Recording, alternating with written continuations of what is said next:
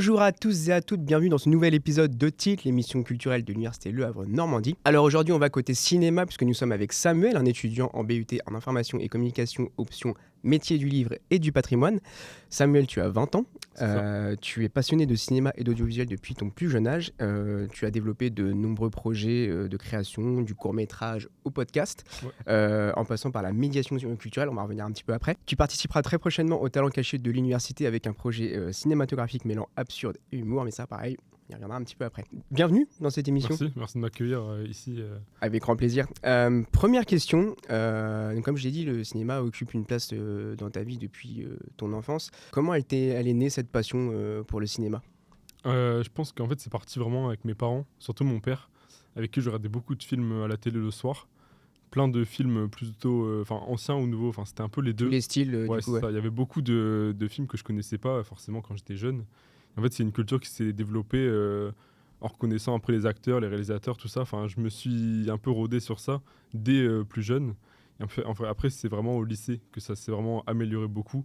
Où là, je suis rentré dans le cinéma, on va dire, en apprenant encore plus sur les techniques, tout ça. Et... Donc du coup, tu regardes énormément de films, j'imagine, par mois. Ouais, c'est ça. Si tu as à peu près un nombre à nous donner de films que tu regardes par mois. J'aime bien, en fait, chaque mois, faire une petite story un peu récap avec le nombre que je regarde, ce que j'ai moins aimé et ce que j'ai adoré. Et ça tourne à peu près de 30-40 par mois. D'accord. Tu as regardé un style en particulier ou tu regardes un petit peu de tout ? Je suis très curieux. Donc, il y a très cinéphile finalement. Il y a beaucoup de choses qui me tentent. Ça peut aller du simple titre ou à l'affiche. Pas besoin d'aller voir le résumé, ça me tente tout de suite. Donc j'ai pas un genre particulier préféré. C'est vraiment, j'aime bien regarder de tout, quoi. Donc du coup, ce que tu dis, c'est que tu accordes beaucoup d'importance quand même au titre et à l'affiche. À partir de là, tu peux déjà savoir si le film va te plaire ou non. Mais j'aime bien juste tenter un film avec le titre et l'affiche. Parce que j'ai beaucoup été déçu en lisant des résumés. Donc maintenant, j'évite les résumés et qu'on me résume un film parce que c'est un peu dur, entre guillemets, de résumer un film en 2 lignes. Donc voilà, je m'arrête vraiment qu'à ça. La plupart du temps, ça marche, quoi. Donc, comme je l'ai dit, tu es en BUT Information et Communication. Donc, c'est un parcours un peu axé communication où on découvre un petit peu plein de choses finalement dans cette formation-là, tous les aspects de la communication et donc l'audiovisuel. Du coup, est-ce qu'on peut dire que ton parcours à l'université aujourd'hui, il t'a permis de nourrir ta manière de créer et de penser, d'expérimenter aussi des projets audiovisuels ? Je pense que oui. En fait, c'est que je suis pas parti dans des études de cinéma, ça peut être un peu contradictoire, mais l'avantage avec la communication, c'est qu'il y a beaucoup quand même de photos, vidéos, sons, on touche quand même beaucoup à ça en BUT. Donc ça m'a permis d'apprendre des choses, surtout dans les cadres des cours d'audiovisuel ou de photographie et de son. Et oui, ça m'a quand même bien amélioré par rapport à ça, étant donné qu'au lycée, j'avais plus de cours théoriques que pratiques. Est-ce que tu as un peu des exemples à nous donner de projets que tu as pu faire au cours du BUT jusqu'alors, que ce soit dans le cadre des cours ou dans les cadres des projets tutorés ? Alors en 3 ans, j'ai quand même fait beaucoup de projets audiovisuels à l'IUT, donc à commencer par les réaliser en première année, donc il y a une sorte de compétition vraiment dans l'IUT avec des groupes qui nous sont donnés avec des contraintes. Donc c'est un très bon exercice pour vraiment manier une caméra ou même jouer, qu'on soit devant ou derrière. Ça, c'est vraiment un projet que j'ai beaucoup aimé parce que c'était intensif. C'est en 1 semaine faire un court-métrage, c'était vraiment c'est très court comme période.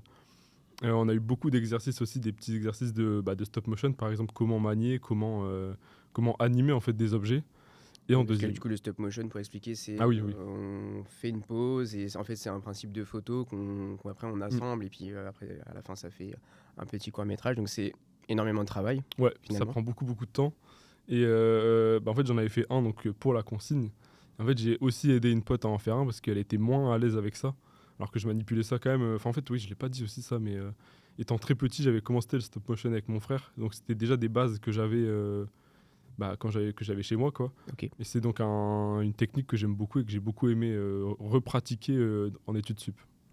Qu'est-ce qui t'attire dans ce procédé-là, qui est quand même un procédé qui demande beaucoup de patience, un peu de technique aussi, j'imagine. Est-ce qu'il y a quelque chose en particulier que tu apprécies dans cette technique-là ? Moi, ce que j'aime, c'est que je suis pas forcément patient dans la vraie vie, donc c'est peut-être aussi un peu contradictoire. C'était des Lego avec quoi j'ai commencé.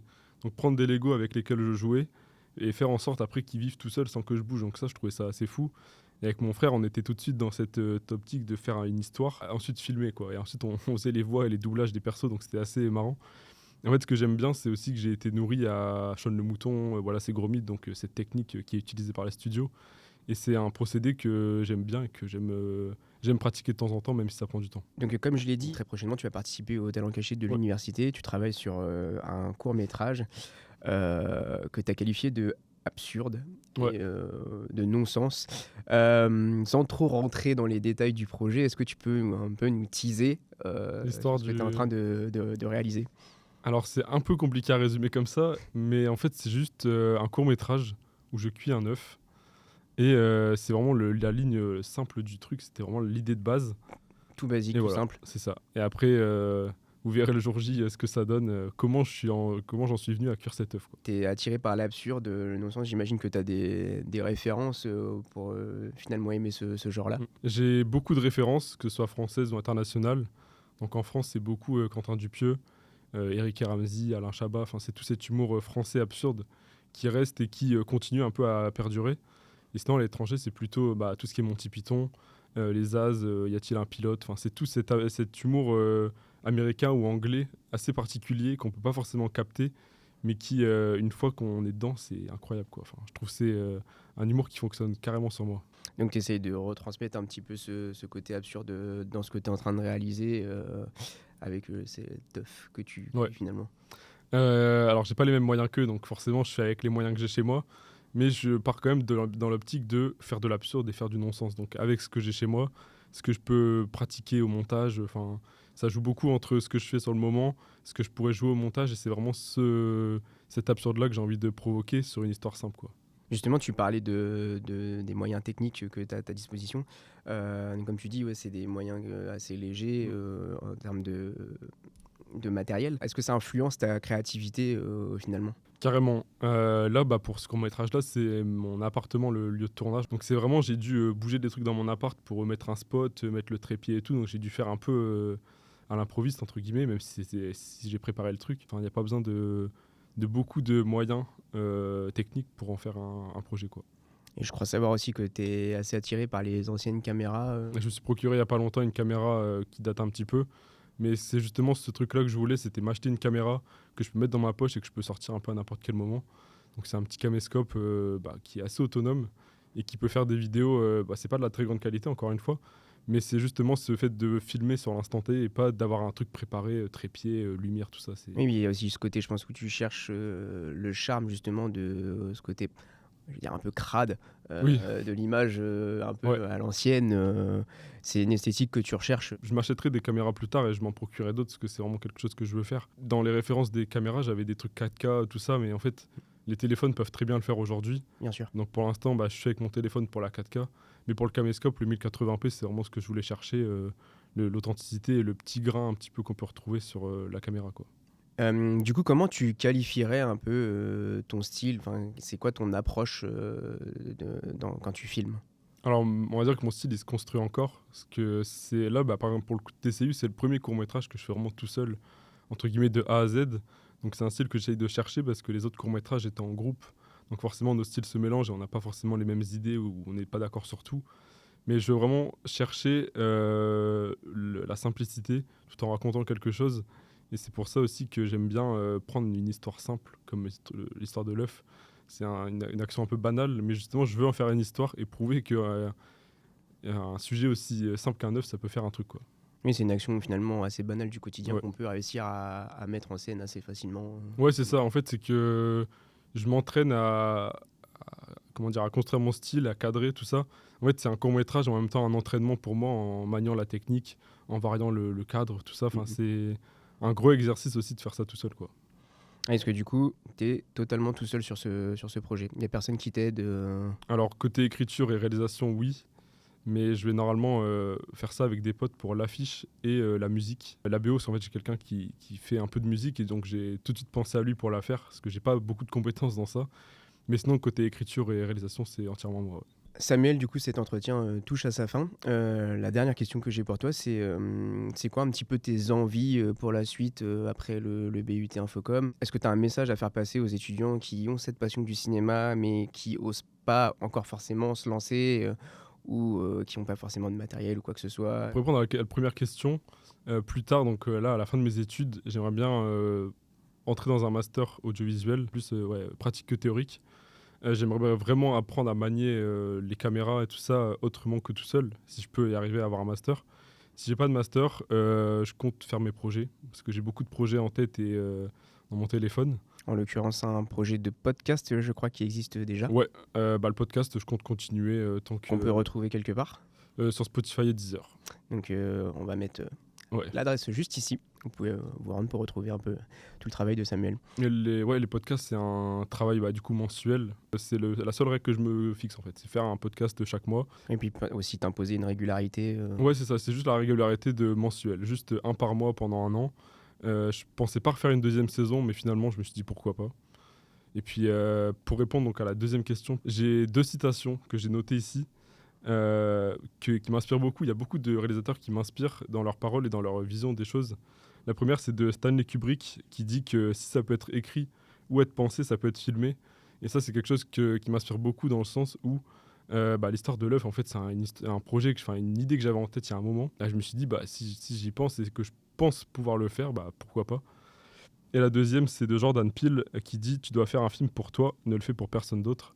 Ça, c'est aussi une vision des choses que j'ai, de faire ce qui nous plaît, mais pas en fonction des autres. Genre, c'est vraiment faire ce qu'on a envie, raconter ce qu'on a envie, et pas se dire ça va peut-être pas plaire, du coup je fais pas. C'est vraiment je fais mon truc, si ça plaît pas, tant pis, de toute façon ça arrive. Il faut pas se fixer des règles ou des trucs, c'est vraiment être libre dans sa créativité et son inventivité dans les courts-métrages, quoi. C'est un très beau message. Merci Samuel. De rien. J'ai une dernière question surprise. Ah. Est-ce que tu as une recommandation à nous faire de film ? Je pense que je vais citer mon film préféré, parce que c'est un peu celui auquel je pense tout le temps et que j'ai vu beaucoup de fois. C'est Requiem for a Dream, sorti en 2000 de Darren Aronofsky, qui est un film que j'ai découvert par hasard. J'ai vraiment acheté le DVD dans un bac, dans une sorte de... c'est un DVD d'occasion, quoi. En fait, je connaissais pas du tout, j'ai vu le titre, je me suis dit ok, j'achète, et je l'ai lancé un soir et je suis ressorti, j'étais grosse claque, quoi. Ouais, ça m'a travaillé, la musique, je l'avais en tête et tout. Enfin, c'est un film qui m'a choqué d'un coup et que j'ai revu depuis 1 an et demi. Je l'ai revu 6 fois et à chaque fois, c'est claque à chaque fois. Enfin, c'est vraiment le film. Il faut être un peu accroché parce que c'est un peu dur visuellement, mais c'est vraiment très, très, très fort. Et on terminera sur cette magnifique recommandation. Merci beaucoup, Samuel, merci à d'être vous. venu et de t'être prêté au jeu de l'interview. On espère que tu as passé un très bon moment avec nous. Carrément. Comme je l'ai dit juste avant, si vous voulez retrouver le travail de Samuel, il s'est affiché, on va le remettre un petit peu aussi, voilà, pour rappeler. J'en profite également, comme on l'a évoqué, il va y avoir le Festival des talents cachés de l'université qui arrive très prochainement chez nous, donc qui va durer pendant tout le mois de mars et qui va débuter avec la soirée L'Art étudiant dans tous ses états le 10 mars à la Maison de l'étudiant. Donc vous pouvez retrouver différents talents qui sont chez nous, et y compris celui de Samuel qui va nous présenter son court-métrage durant cette soirée-là. Si cette vidéo vous plaît, n'hésitez pas à mettre un petit pouce bleu, un commentaire et à la repartager si cela vous dit. Quant à nous, on se dit à très bientôt pour un nouvel épisode de Tilt. C'était Romain et Samuel. À bientôt.